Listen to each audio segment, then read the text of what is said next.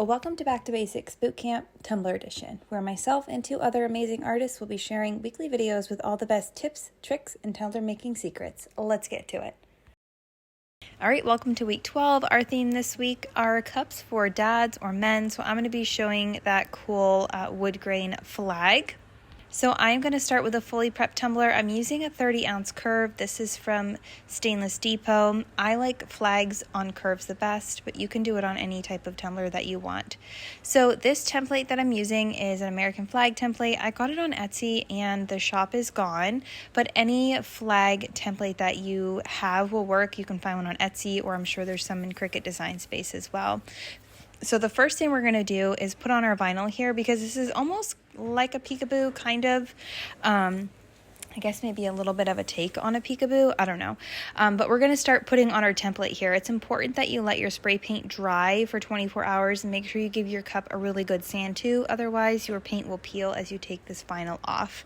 So here I'm cutting a piece of vinyl that's in between the stripes on my template. This is something that typically you would weed out, but I'm going to use that to put in between each stripe so that I can get the next stripe lined up and straight, if that makes sense. I feel like you guys can kind of see what I'm doing here, and it makes more sense when you see it versus when I just am speaking words. So I'm going to continue this all the way down my tumbler with each of my stripes. Now I am using Oracle 651. If I had 631, I would have used it. But with the 651, I'm just taking each strip and kind of sticking it on my pants before putting it on my tumbler so that the stick on it isn't too strong, because that adhesive sometimes, even when you've sanded good and let your paint sit for 24 hours, it can peel it off. And so here you can see with my weeding tool, I got this one a little bit crooked, so I'm just kind of fixing it. Now you can see here also I have little wrinkles and bubbles in this vinyl. It is fine. It is perfectly fine. Don't stress over it, especially on a curve. It's going to happen, but it's all good. And so here, now that we're going below that curve, we're outside of the square where the stars are. So the strips are longer. They're going to wrap around the tumbler. And so I like to take a pen and just mark. Sorry about my melon here. As always, my melon makes an appearance in the tutorial. But I'm just going to freehand draw a line all the way down the rest of my vinyl. And then that pen mark on each stripe, I know needs to line up with the edge here of the shorter stripes along the top. So I'm going to continue wrapping my little vinyl strips around my tumbler. Like I said, don't worry about wrinkles. Then after this, we'll move on to getting some ink on our cup.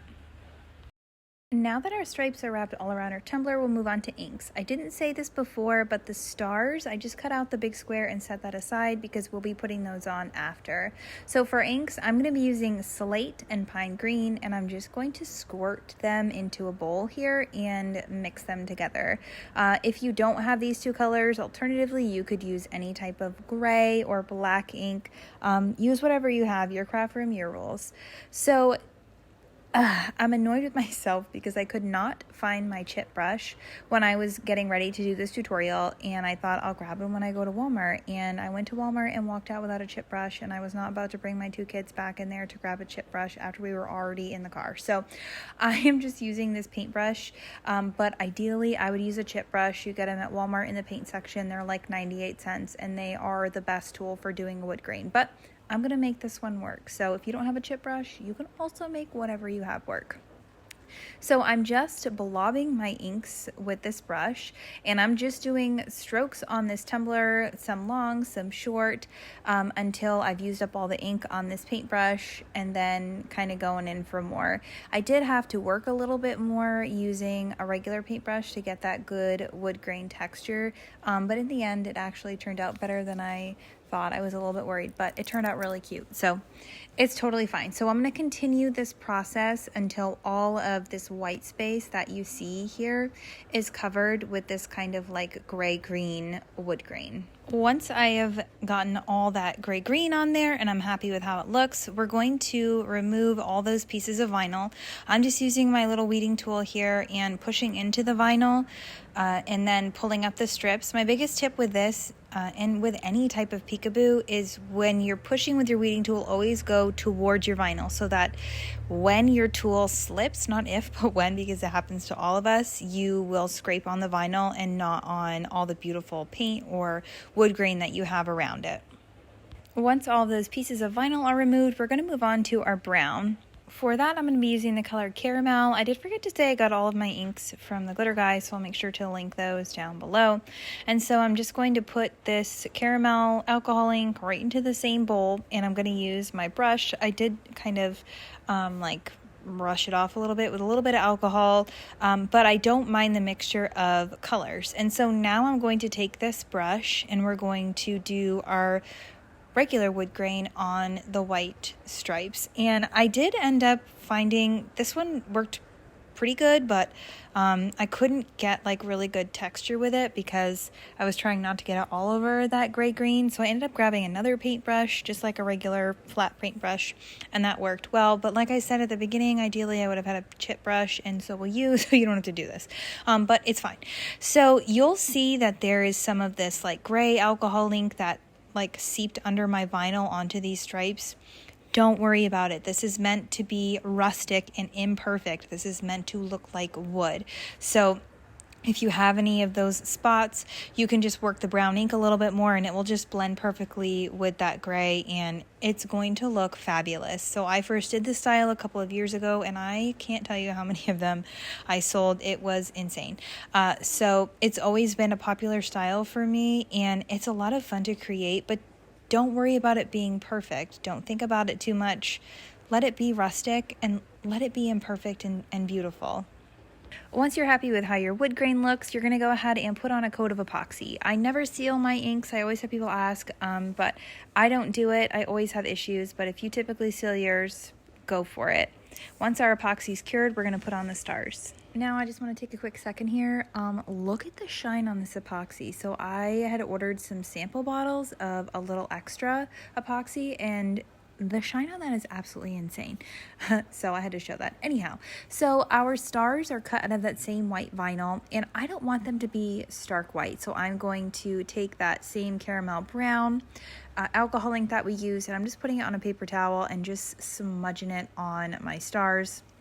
I'll do this a couple of times just to get them like a little bit more creamy and antique looking. I don't want them quite as dark as the wood grain, but I don't want them to be white either. Now we'll grab our transfer tape and we'll be ready to put our stars on our tumbler. I've been having issues. I don't know what it is. I've used Oracle 651 vinyl for years, the white and the black. I've always bought the rolls. And for some reason, this roll that I got recently, I cannot weed it. Nothing cuts good on it. So I'm doing like a little reverse weed action here. Hopefully you guys don't have to do this because it's annoying, but if you do, just press your transfer tape on really well, and then you're going to want to grab the vinyl like that you would typically weed out and start pulling that. And with the stars, it was kind of a pain. I had to go back in my weeding tool. But anyhow, I'm not going to make you watch this whole thing, but I don't know what's up with the vinyl, but not a good time for me. All right, far too long later, I've gotten all the extra pieces of the vinyl off of my stars, and now we're going to put them on our cup. Now, I don't really measure to make sure that they're like perfectly centered. I just put it where it looks good and then press them on. If you use a curve like me, you might end up with a few little wrinkles in your stars. I did on a couple of these. I just use my weeding tool to carefully pull up the star and flatten it after I remove my transfer tape. Once I put my stars on, I will be ready to add my final 2 coats of epoxy and my tumbler is finished. Thank you so much for tuning in to this week's bootcamp episode. If you enjoyed it, please give this video a thumbs up. If you want to see more bootcamp videos and tutorials in the future, please go ahead and subscribe to my channel. To check out the other 2 dad cups for the week, make sure to pop over to LLB Creations channel and Palebird Designs channels. I'll have them both linked in the description box below. Until next time, happy crafting.